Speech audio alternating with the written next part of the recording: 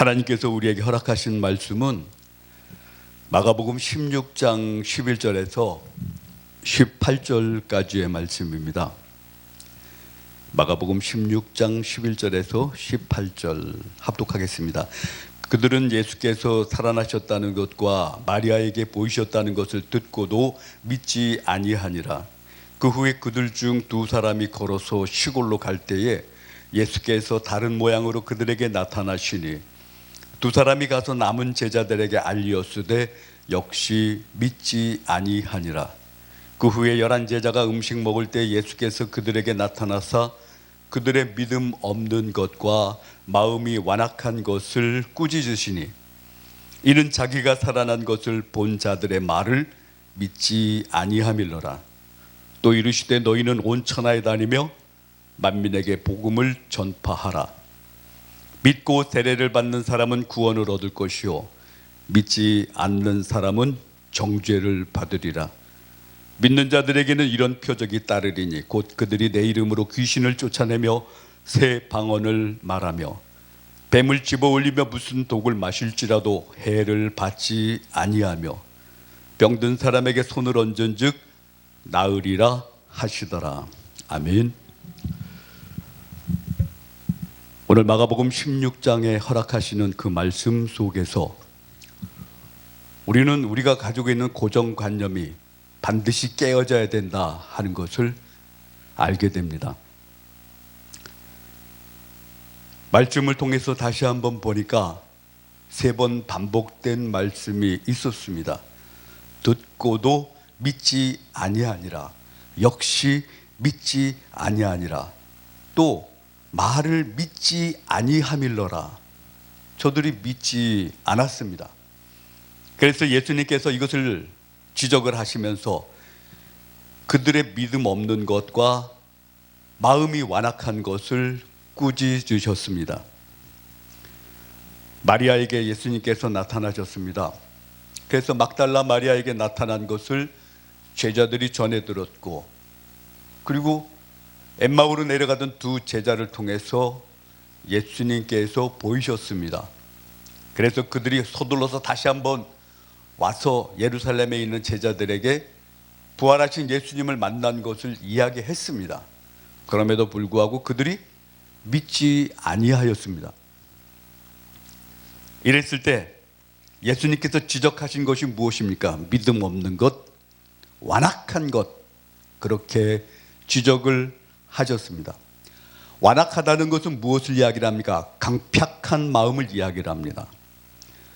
바로에게 모세와 아론이 수없이 가서 이야기를 했지만 바로의 마음은 강팍하고 그리고 변하지 않았습니다. 말씀에는 여호와께서 바로의 마음을 강팍해 하셨다 말씀을 합니다. 그 강팍함은 어디까지 갑니까? 자신의 아들이 죽기까지, 그리고 자기 스스로가 멸망의 길로 가기까지 결코 그 강팍함을 풀지 아니하였습니다. 여러분, 딱딱한 밭은 어떻게 해야 됩니까? 쟁기를 깊게 들이밀고 그리고는 그것을 갈아엎어야 됩니다. 그것을 갈아엎어야 옥토가 될 수 있습니다. 속에 있는 딱딱한 것을 다 뒤집어 엎어야 됩니다. 돌덩어리가 있으면 돌덩어리는 다 걸러내야 됩니다. 강팍한 마음은 무엇을 이야기를 합니까? 자기 생각에 사로잡힌 자, 자기 경험에 사로잡힌 자, 뒤바뀔 수 없는 것, 자기가 가진 것이 전부고 자기가 판단한 것이 전부고, 그리고는 자기 마음을 꽉 닫아버린 그러한 마음을 강팍하다, 완악하다라고 이야기를 합니다. 자기가 가지고 있는 생각이 전부라면 그것이 바로 고정관념입니다. 예수님은 부활하셨습니다. 마리아를 통해서, 그리고 엠마오로 내려가던 두 제자를 통해서, 그리고 직접 나타나셔서 그렇게 보이셨지만, 그러나 저들은 어떻게 합니까? 그들의 마음이 완악함으로 인해서 받아들이지 못했습니다. 씨를 뿌릴 때 씨앗이 길가에 떨어졌습니다. 사람들의 발에 밟히고 새들이 와서 먹어버리게 됩니다. 도로는 돌짝밭 위에 떨어졌습니다. 싹이 금방 나올 수 있습니다. 흙이 깊지 않기 때문에. 그러나 해가 나면 타져서 이내 말라버리게 됩니다. 예수님은 이것을 지적을 하시면서 이는 말씀이 없는 까닭이다 하고 말씀을 하셨습니다. 더러는 아주 좋은 것 같이 보여지는 땅에 떨어졌습니다. 그러나 주변에 보니까 가시덤불이 빽빽합니다. 싹이 나오지만 가시가 그 기운을 막아서 마침내 더 이상 자랄 수 없게 됩니다. 이것을 세상 걱정이다라고 말씀을 하셨습니다. 어디에 떨어져야 됩니까? 옥토에 떨어져야 됩니다. 우리의 마음이 완악하면 갈아엎어야 됩니다. 갈아엎어서 영혼의 쟁기를 깊게 들이밀고 돌같이 굳어진 것을 다 뒤집어 갈아엎어야 됩니다. 그래야 온전한 것을 얻을 수가 있게 됩니다. 에스겔 11장에 말씀하십니다. 내가 그들에게 한 마음을 주고 그 속에 새 영을 주며 그 몸에서 돌 같은 마음을 제거하고 살처럼 부드러운 마음을 주어 내 율례를 따르며 내 규례를 지켜 행하게 하리니 그들은 내 백성이 되고 나는 그들의 하나님이 되리라 말씀하셨습니다. 어떤 것이었습니까? 한 마음을 주겠다. 그리고 그 몸에서 돌 같은 마음을 제거하고 살처럼 부드러운 마음을 주겠다고 약속을 하셨습니다. 그들은 내 백성이 되고 나는 그들의 하나님이 되겠다 말씀을 하셨습니다. 여러분, 인생의 쟁기를 깊이 들이밀어야 됩니다. 실패할수록 십자가로 말미암아 쟁기를 더 깊게 들이밀어야 됩니다. 그래야 그 마음에 부드러운 마음이 되고 마침내 옥토밭 같은 소중함을 얻게 되고 그로 말미암아 하나님의 역사가 시작이 된다는 것을 기억하시길 바랍니다. 빌립보서 2장에 예수님께서 하늘 보좌를 포기하시고 내려오셨습니다. 무엇 때문에? 자기를 비워 종의 형체를 가지시고 사람들과 같이 되시기 위해서, 대속을 위해서 십자가를 지시고 그래서 내려오셨습니다. 근데 사건은 어디서부터 시작이 됩니까? 자기를 비운 것에서부터 시작을 합니다. 당신을 비우고 하늘 보좌를 포기하고 땅을 향해서 내려오셨을 때, 십자가를 향해서 가셨을 때 마침내 하나님께서 그를 높이시고 귀하게 하셨던 겁니다. 여러분, 우리가 비워야 됩니다. 채우려고 애쓰는 몇몇 가지가 있지만 결국은 어떻게 됩니까? 헛된 것으로 끝나게 됩니다. 이스라엘에 두 호수가 있습니다. 호수라기보다는 바다로 불리게 됩니다. 육지 안에 있기 때문에 호수입니다. 하나는 갈릴리 바다, 하나는 사해. 그래서 갈릴리 바다는 끊임없이 물을 흘려 내려 보내게 됩니다. 그리고 사해는 그 물을 받아들입니다. 사해가 해수면보다 약 451m가 낮습니다. 그러니까 물이 계속 고여야 됩니다. 갈릴리 바다는 헬몬산으로부터 만년설이 녹아서, 그래서 그 눈 녹은 물이 계속 공급이 되면서 물이 유입이 됩니다. 갈릴리 바다는 풍부한 어종이 있고 그리고 지나갈 만한 배가 있습니다. 그러나 사해에는 어종이 없고 고기도 잡히지 않고 그리고는 소금 기둥만 우뚝우뚝 솟아오르게 됩니다. 왜 그렇습니까? 끊임없이 물을 받아들이는데 왜 그렇습니까? 갈릴리 바다는 받아들인 물을 계속 공급을 하지만 그러나 사해는 그 물을 받아들이기만 합니다. 그리고는 받아들인 물이 어떻게 없어집니까? 증발이 돼서 없어집니다. 중동의 뜨거운 태양에 의해서, 그 태양볕에 의해서 물이 증발을 하게 됩니다. 그러니까 문제가 생기기 시작해요. 우리가 병원에서 일반적으로 쓰는 식염수는 0.9%의 염도를 갖고 있어요. 바닷물은 약 3.5%의 염도가 됩니다. 그러나 사해의 염도는 31%입니다. 약 10배에 해당되는 염도입니다. 생물이 살 수가 없습니다. 어쩌다가 그 지경이 됐습니까? 받아들이기만 해서 그렇습니다. 줄 줄을 몰라서 그랬습니다. 결국은 생명도 잃어버리고 자기 자신도 더 보장을 못하는, 더 이상 호수의 기능이 아닌 그런 모습으로 바뀌어지게 됩니다. 지금도 그 사해 주변에 가면은 처음에 호텔을 짓고 숙소를 지을 때는 아마도 그 사해 테두리에 물가에 호수가 근처에 이 숙소를 지었을 겁니다. 근데 지금은 어떻게 돼요? 사해를 보려면 숙소에 있다가 차를 타고 나가야 겨우 사해를 만날 수가 있습니다. 무슨 얘기입니까? 물이 그만큼 줄어들었다는 얘기입니다. 더러 어떤 이들은 이야기를 합니다. 한 50년쯤이면 완전히 증발될지도 모른다고 이야기를 합니다. 여러분, 우리 인생은 풍부해야 됩니다. 어떨 때 풍부합니까? 받은 것에 대해서 나누고 베풀어 줄 때 풍부하게 됩니다. 여러분, 십자가를 기억하면 그렇습니다. 십자가를 바라보면 종대와 횡대가 있게 됩니다. 그래서 종대는 하나님과 사람 사이의 관계를 이야기를 하고, 횡대는 사람과 사람 사이의 관계를 이야기를 합니다.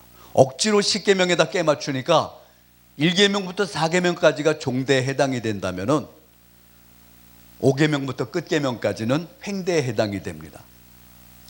우리는 그런 찬송 잘 불러요. 십자가 든든히 붙잡고, 따라하지 않으시는데, 날마다 이 길로 나가세 머리에 면류관 쓰고서 주님을 만나볼 때까지 예수는 우리를 깨끗게 하시는 주시니. 여기서 끊어야 될 것 같아요.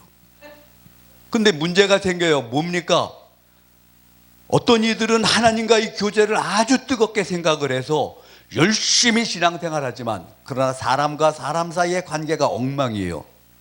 어떤 이들은 하나님과의 만남이 아무것도 없습니다. 말씀은 바닥이 돼 있고 기도는 안 한 지 오래됐고, 그렇지만 봉사와 교제에는 눈이 다 빠져버렸습니다. 무슨 얘기입니까? 균형 잡히지 못한 신앙생활입니다. 균형이 잡히지 못한 신앙생활은 뭡니까? 십자가를 붙들게 아니고 종대 하나, 횡대 하나, 한마디로 몽둥이를 붙들고 다니는 겁니다. 이걸 가지고 가서 여기 가서 사고치고 저기 가서 사고치고. 큰 것은 무엇입니까? 하나님을 사랑하되 마음을 다하고 성품을 다하고 힘을 다하여 하나님을 사랑해야 됩니다. 그리고 두 번째 계명이 무엇입니까? 내 이웃 사랑하기를 내 몸과 같이 하라. 이 두 가지가 병행되지 못하면 그 신앙은 온전한 신앙이 아니라 치우친 신앙입니다. 십자가를 붙들게 아니고 몽둥이를 붙들고 다니는 겁니다.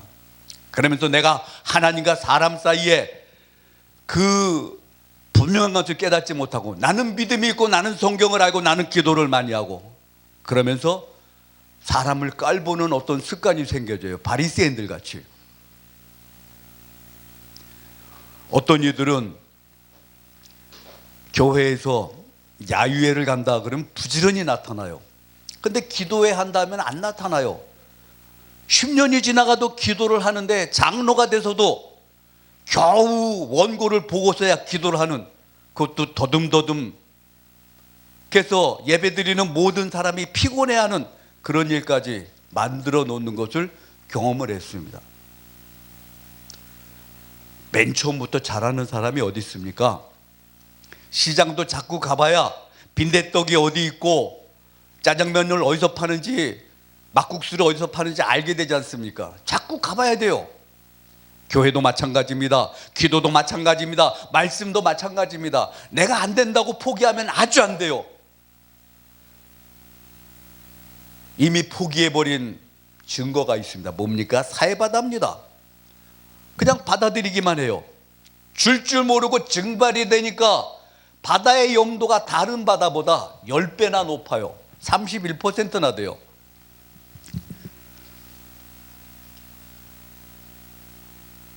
두 번째 말씀을 다시 찾아봤습니다. 무엇입니까? 너희는 온 천하에 다니면서 복음을 전파하라 말씀을 합니다. 여러분, 복음 전파는 어떻게 됩니까? 내가 받아서 나눠주는 게 있습니다. 교회는 바로 나눠주는 장소입니다. 공급을 받지만 공급받고 멈추게 되면 그것으로 교회는 더 이상 정체될 수밖에 없습니다. 나눠줘야 됩니다. 받은 것만큼 나눠줘야 됩니다. 온 것만큼 돌려줘야 됩니다. 그게 교회고 교인의 모습입니다. 하나님께서 우리에게 왜 주셨어요? 하나님을 영화롭게 하기 위해서 주셨어요. 호흡도 주시고 생명도 주시고 건강도 주시고 물질도 주시고 시간도 주시고 인생도 주시고, 그것이 만약에 내 삶을 위해서 자기 본전만 하다 간다면 한 달란트 받은 자하고 다를 바가 없습니다. 2달란트 받은 자, 5달란트 받은 자는 갑절로 남겼습니다. 그러나 1달란트 받은 자는 어떻게 합니까? 그냥 땅에 묻어뒀다가 다시 끄집어내게 됩니다. 받고 가만히 있으면 아무 유익이 없어요. 순환이 돼야 됩니다. 순환은 무엇을 이야기를 합니까? 여러분, 야고보서 2장에 보면은 행함이 없는 믿음은 죽은 믿음이다 라고 말씀을 합니다. 야고보서 2장 16절에 너희 중에 누구든지 그에게 이르되 평안히 가라, 덥게 하라, 배부르게 하라 하며 그 몸에 쓸 것을 주지 아니하면 무슨 유익이 있으리요. 이와 같이 행함이 없는 믿음은 그 자체가 죽은 것이다 라고 말씀을 합니다. 26절에 다시 가르쳐 줍니다. 영혼 없는 몸이 죽은 것 같이 행함이 없는 믿음은 죽은 것이니라 말씀을 합니다. 여러분, 믿지 않는 자들을 향해서 완악함을 책망을 하셨던 주님께서 숙제를 내주셨어요. 그 숙제가 무엇입니까? 어떤 것이었습니까? 또 이르시되 너희는 온 천하에 다니며 만민에게 복음을 전파하라 라고 말씀을 합니다. 예수님께서 승천하시면서 제일 마지막에 주신 말씀이 무엇입니까? 예루살렘과 온 유대와 사마리아 땅끝까지 이르러 내 증인이 되라 말씀을 하셨습니다. 여러분, 귀한 것은 나눠야 됩니다. 나눠야 가치가 있게 됩니다. 복음은 마땅히 나눠야 됩니다. 복음을 숨기고 있다면 그 사람은 직무유기에 해당이 됩니다. 17절 말씀을 보니까 믿는 자들에게는 이런 표적이 따르리니 곧 그들이 내 이름으로 귀신을 쫓아내며 새 방언을 말하며 뱀을 집어올리며 무슨 독을 마실지라도 해를 받지 아니하며 병든 사람에게 손을 얹은 즉 나으리라 하시도다. 여러분, 이걸 묶어서 뭐라고 말씀을 합니까? 이 17절 18절을 묶어서 표적이라고 말씀을 합니다. 여기에 보니까 귀신을 쫓아내며 방언을 말하며 뱀을 집어올리며 무슨 독을 마실지라도 해를 받지 아니하며 병든 사람에게 손을 얹은 즉 나으리라 약속을 하셨습니다. 이것은 주님의 약속입니다. 행하는 자에게 주시는 축복입니다. 어떤 이들은 방언을 또 그렇게 이야기를 해요. 뭐냐 하면은 초대교회 방언은 각 지방 방언으로 다 알아들었다. 근데 지금 우리가 쓰는 방언은 알아들을 수 있는 방언이 아니고 주님께서 주신 방언이 아니고 마귀가 준 방언이다. 그렇게 얘기를 해요. 그러면 성경을 더 읽어보지 못해서 그런 이야기를 합니다. 고린도전서 14장에 보니까 방언을 말하는 자는 사람에게 하지 아니하고 하나님께 하나니 이는 알아듣는 자가 없고 영으로 비밀을 말함이라. 15절에 다시 한번 가르쳐 줍니다. 그러면 어떻게 할까? 내가 영으로 기도하고 또 마음으로 기도하며 내가 영으로 찬송하고 또 마음으로 찬송하리라 말씀을 합니다. 마음으로 찬송한다는 것은 우리가 알아들을 수 있어요. 근데 영으로 찬송하는 것은 우리는 하나님께 영광 돌리는 것이지 내가 해석하고 내가 알아듣는 게 아니었던 것 아니었습니까? 여러분, 방언은 모든 은사의 시작점입니다. 그래서 그 방언으로 인해서 어떻게 됩니까? 방언하는 자는 통역할 것을, 통역하는 자는 예언할 것을, 예언하는 자는 병 고칠 것을 간구하라고 말씀을 합니다. 근데 방언을 무시하고 나면은 은사의 통로가 막혀버려요. 영적인 사역이 중단이 됩니다. 이 엄청난 사건을 앞에 두고 방언을 너무나 쉽게 해석을 합니다. 그때 당시의 방언은 각 지방 사투리였어. 알아들었어. 지금 방언은 아니야. 여러분, 그거는 어떻게 보면 내가 확실히 모르게 되면 성령 회방죄에 해당이 돼요. 이생과 내세에 사함이 없는. 여러분, 표적이 무엇입니까? 표적은 마땅히 제자들이 해야 될 일들입니다. 제자들이 믿음 없는 것, 그것을 보시고 예수님께서 책망을 하셨습니다. 그리고는 복음을 전파하라 말씀을 하셨어요. 온 천하에 다니며 만민에게 복음을 전파하라. 그냥 보내신 게 아니고 어떻게 해요? 표적이 따르리니 말씀을 했습니다. 표적이 뭡니까? 내가 할 수 있는 게 표적이 아닙니다. 주님께서 주시는 것이 표적입니다. 이사야 60장 22절에 가르쳐 줍니다. 그 작은 자가 천명을 이루겠고 그 약한 자가 강국을 이룰 것이라 하는 것은 누가 하는 겁니까? 그 뒷말씀이 있습니다. 때가 되면 나 여호와가 속히 이루리라 말씀을 하셨습니다. 내가 하는 것이 아니었습니다. 우리는 쓰여지는 인생입니다. 우린 사용되는 인생입니다. 예배조차도 그렇습니다. 어떤 데 보면 과연 예배의 주인공이 누굴까 하고 혼돈을 할 때가 있습니다. 예배의 주인공은 드리는 자들입니다. 하나님은 마땅히 영광을 받으시지만 예배의 장치를 통해서 하나님께 나아가는 길을 열어주신 겁니다. 예배의 주인공은 바로 드리는 자들입니다. 마음을 드리고 물질을 드리고 심령을 드리고 인생을 드리고 시간을 드리고 정성을 드리는 자들이 바로 예배의 주인공입니다. 드리는 것에 대해서 불편해하지 마십시오.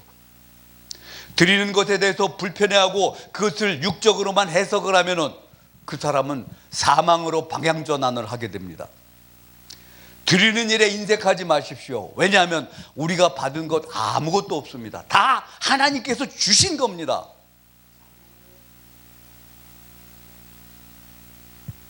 올 때는 벌겋성이로 왔습니다. 그러나 갈 때는 겨우 옷 한 벌 얻어 입고 가는 것 아니겠습니까? 수위에는 주머니가 없어요. 뭘 가져가시겠습니까? 너희 보물을 하늘에 쌓아두라 말씀하시는 것은 영적인 삶을 이야기를 합니다. 가끔씩 TV에 보면은 간증을 하는 사람들이 나와요. 근데 그 간증하는 분들을 보면은 두 가지가 읽혀져요. 하나는 나 왕년에 이런 사람이야 라는 게 더 크게 느껴지는 사람이 있고, 또 한 사람은 나 같은 벌레만도 못한 인생을 주님께서 붙드시고 사망의 길로 가는 나를 붙잡아 주셨습니다 라고 고백하는 간증이 있습니다. 내가 왕년에 세계를 주름잡던 깡패였거든. 근데 그 깡패가 계속 기어나와요. 그럼 뭐예요? 회개한 겁니까? 잃어버린 겁니까? 변화는 무엇을 이야기를 합니까? 회개는 무엇을 이야기를 합니까? 그런즉 내가 그리스도와 함께 십자가에 못 박혔나니 이제는 내가 산 것이 아니오 내 안에 그리스도께서 사신 것이 아니었습니까? 근데 왜 내가 살아서 움직이고 나를 자랑합니까? 바리새인들의 구제는 하나님의 사랑을 실천한 것이 아니고, 사두개인들의 구제는 하나님의 사랑을 드러낸 것이 아니고, 3시, 6시, 9시 그 시간이 되면 가서 동전을 땅바닥에 흩어놓으면서 징을 치면서 구제를 했습니다. 사람에게 보이기 위한 것을 외식했다라고 이야기를 합니다. 여러분, 표적은 당연히 성도들의 몫입니다. 말씀을 전하고 복음을 전하는 자들이 표적이 따르는 것은 하나님의 약속이자 예수님의 보장입니다. 누가복음 10장에 보니까 70인이 기뻐하며 돌아와 이르되 주여 주의 이름이면 귀신들도 우리에게 항복하더이다. 예수께서 이르시되 사탄이 하늘로부터 번개같이 떨어지는 것을 내가 보았도다. 그러나 이것으로 인해서 기뻐하지 말고 너희 이름이 하늘에 기록된 것으로 기뻐하라 말씀을 합니다. 여러분, 고난주간 어떤 단어가 생각이 납니까? 순환이라는 것이 생각이 납니다. 고난입니다. 고난이라는 말을 찾아보니까 패션 그러고 이야기를 해요. 긍휼히 여긴다는 것이 무엇입니까? 패션 앞에 컴이 붙습니다. 무슨 뜻이에요? together, 함께라는 뜻이에요. 어깨동무를 하고 같이 고난을 느낀다는 겁니다. 백지장도 맞들면 낫습니다. 그렇기 때문에 믿는 자들이 당연히 해야 될 것이 무엇입니까? 내 이웃 사랑하기를 내 몸과 같이 한다면 줄 것도 필요하겠지만 같이 걱정하고 같이 고민하고 같이 기도하고 같이 울고 같이 부둥켜 안는 것이 중요하다는 것을 다시 생각하고자 합니다. 긍휼히 여긴다는 뜻이 무엇입니까? 주님께서 우리를 긍휼히 여기셨습니다. 그게 뭐예요? 긍휼히 여긴다 하는 뜻이 compassion 그래요. 뭐예요? 어깨동무를 하고 고통을 나눈다는 뜻이에요. 손에 손을 잡고 고통을 나눈다는 뜻이에요. 성도의 중요함은 무엇을 이야기합니까? 지체됨이 중요합니다. 성전 대신 그 모습이 무엇입니까? 머리 대신 그리스도, 그리고 각 지체가 뭡니까? 그의 몸입니다. 주께서 피로 값주고 사신 터 위에 세워진 교회입니다. 그 함부로 들어갈 수 없는 자리에 모세조차도 떨기나무 구경을 갔다가 모세야 내 발에 신을 벗어라. 내가 서 있는 곳은 거룩한 곳이니라. 내가 서 있는 땅이 거룩하다는 말씀입니다. 여러분, 우리 교회를 어떻게 드나듭니까? 그 귀한 교회, 금보다도 귀한 교회, 내 생명보다도 귀한 교회, 혹시라도 습관적으로 드나들지 않습니까?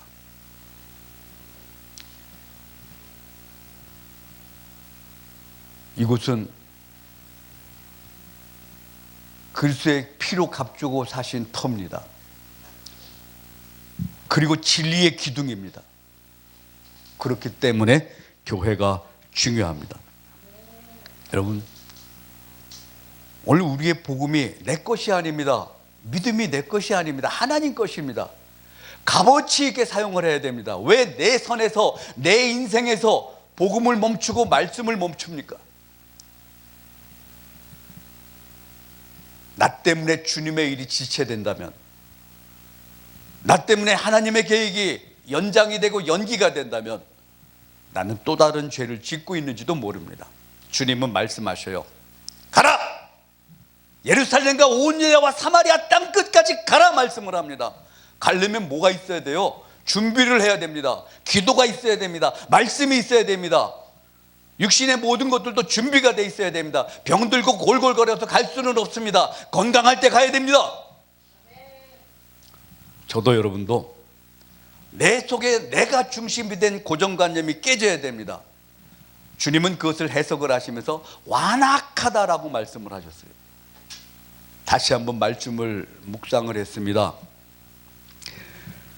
내가 그들에게 한 마음을 주고 그 속에 새 영을 주며 그 몸에서 돌 같은 마음을 제거하고 살처럼 부드러운 마음을 주어 내 율례를 따르며 내 규례를 지켜 행하게 하리니 그들은 내 백성이 되고 나는 그들의 하나님이 되리라. 아멘.